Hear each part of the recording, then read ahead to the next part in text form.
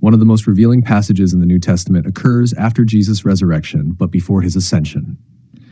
The disciples gather around him and ask a simple but profoundly important question. Open quote, "Lord, are you at this time going to restore the kingdom to Israel?" Acts 1:6. Close quote. At first glance, the question may seem straightforward.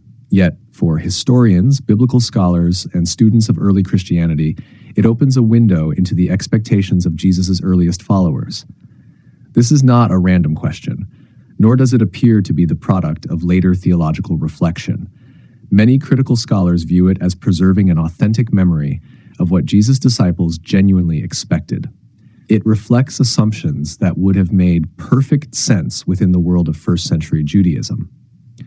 The question assumes that God's kingdom involved the restoration of Israel, not simply the salvation of individual souls, not merely a spiritual experience, not an invisible heavenly reality detached from history.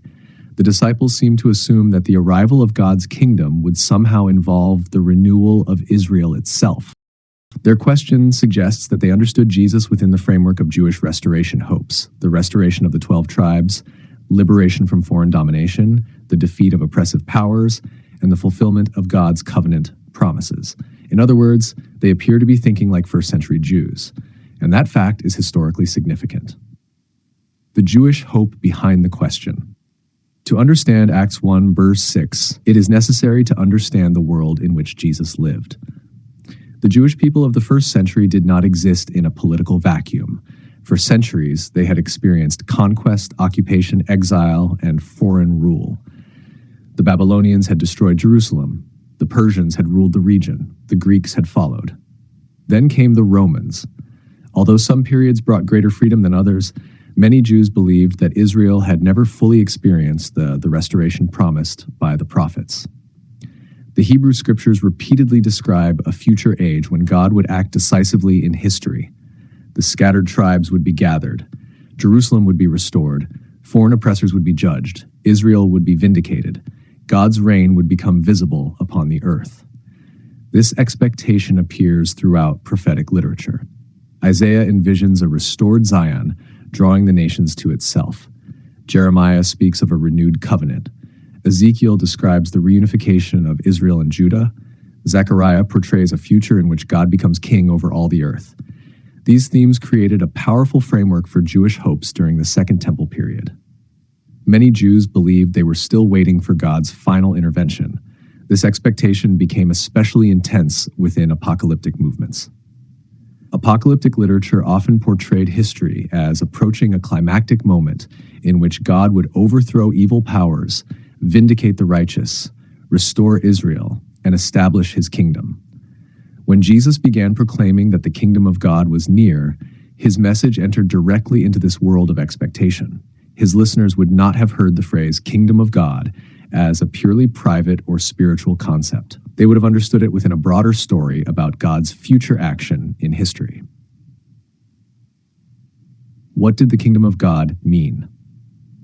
Modern readers often encounter the phrase kingdom of God through centuries of later Christian theology. As a result, it is easy to read the term in ways that would have been unfamiliar to Jesus' original audience. For many first-century Jews, the kingdom referred to God's rule becoming fully manifest within the world. This included moral transformation, divine justice, national restoration, and cosmic renewal.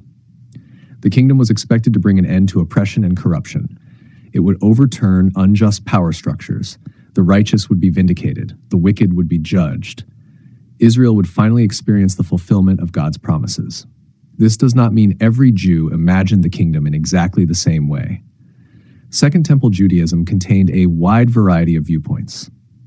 Pharisees, Sadducees, Essenes, apocalyptic groups, and various messianic movements all possessed distinct expectations. Yet despite their differences, many shared the belief that God would eventually intervene to set the world right. Against this backdrop, the disciples' question in Acts 1:6 becomes entirely understandable. If Jesus had been raised from the dead, surely the final restoration could not be far away. If God had vindicated his Messiah, was this not the moment when Israel's restoration would begin? Their question reflects a natural conclusion drawn from their worldview.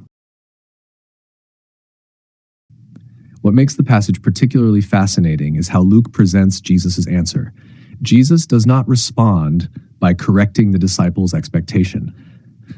He does not say, "You have misunderstood everything." He does not say there will be no restoration of Israel. Nor does he replace their hope with a purely spiritual alternative. Instead, he shifts attention elsewhere. Open quote, "It is not for you to know the times or dates the Father has set by his own authority." Close quote. The issue is not restoration itself. The issue is timing. This distinction has attracted considerable scholarly attention.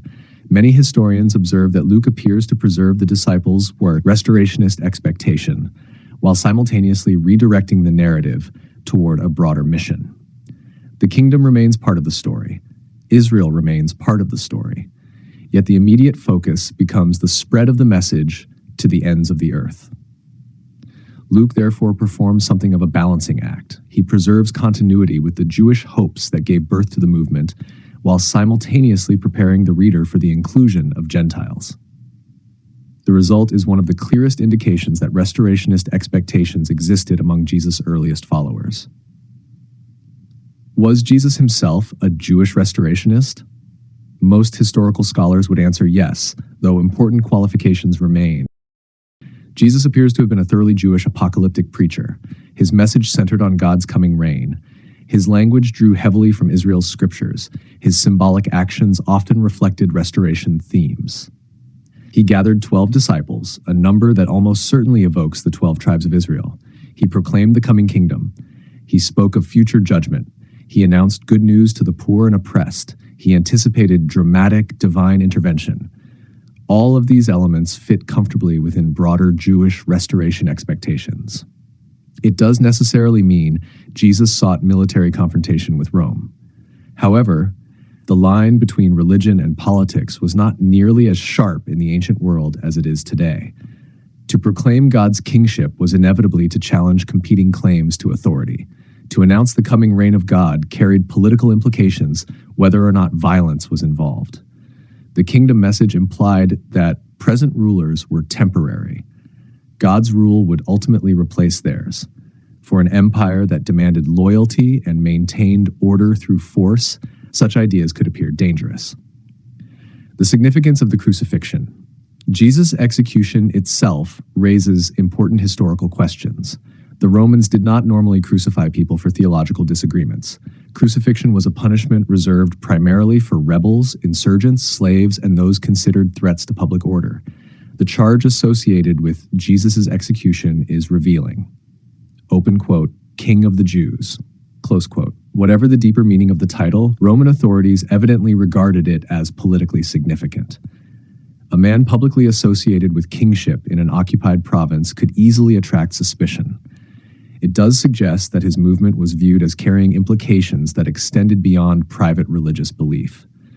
Luke also preserves the statement that Jesus was numbered among the transgressors. The Greek language can carry connotations of lawbreakers, rebels, or those regarded as criminals by governing authorities. The historical question is not whether Jesus was guilty of rebellion. The question is why Rome considered him dangerous enough to execute. Any historical explanation must account for that fact. Jesus, James, and the Jerusalem community. After Jesus' death, leadership of the movement remained centered in Jerusalem. The most prominent figures were Peter, James, and the original disciples. James, the brother of Jesus, eventually emerged as a particularly important leader. What is striking about this earliest community is how thoroughly Jewish it remained. Its members continued participating in Jewish life. They attended the temple, they observed Jewish customs, they remained connected to the synagogue world. They operated within a Jewish framework of belief and practice. Nothing suggests that they believed they were founding a separate religion called Christianity. Rather, they appear to have understood themselves as Jews who believed that God had acted decisively through Jesus. The movement was therefore not initially a departure from Judaism. It functioned as one Jewish movement among many within the diverse landscape of Second Temple Judaism. Ancient sources portray James as especially pious and deeply respected. Even some non-Christian traditions remembered him as a righteous figure. The prominence of James reminds us that the earliest Jesus movement was rooted firmly in Jerusalem and deeply connected to Jewish religious life.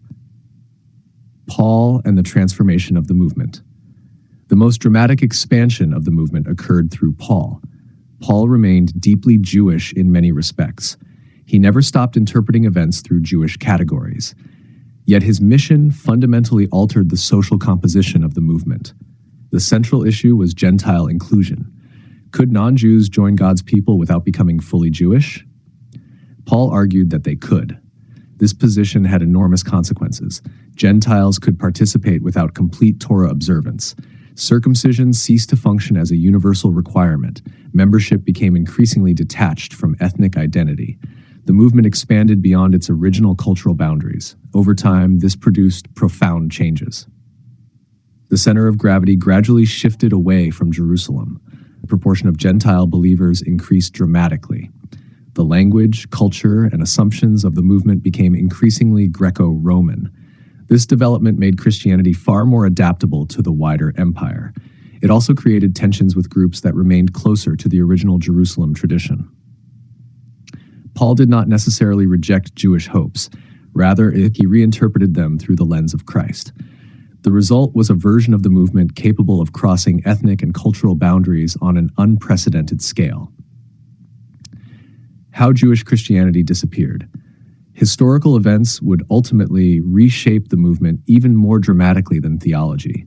The destruction of Jerusalem in 70 CE was catastrophic. The temple was destroyed, the city was devastated. The original center of the Jesus movement suffered alongside the broader Jewish population. The Bar Kokhba revolt of 132 to 135 CE brought another disaster. Following the revolt, Jewish political and religious life underwent profound transformation. The Jewish foundations of the Jesus movement were increasingly weakened. At the same time, Gentile Christianity continued expanding throughout the Roman world. Communities flourished in cities far removed from Judea. Church leadership became increasingly Gentile. Greek theological categories gained influence. By the 4th century, the transformation was unmistakable. Christianity was overwhelmingly Gentile. Roman institutions shaped its development. Many theologians viewed Judaism negatively. Jewish Christian groups survived only on the margins. Groups such as the Ebionites were frequently condemned as heretical.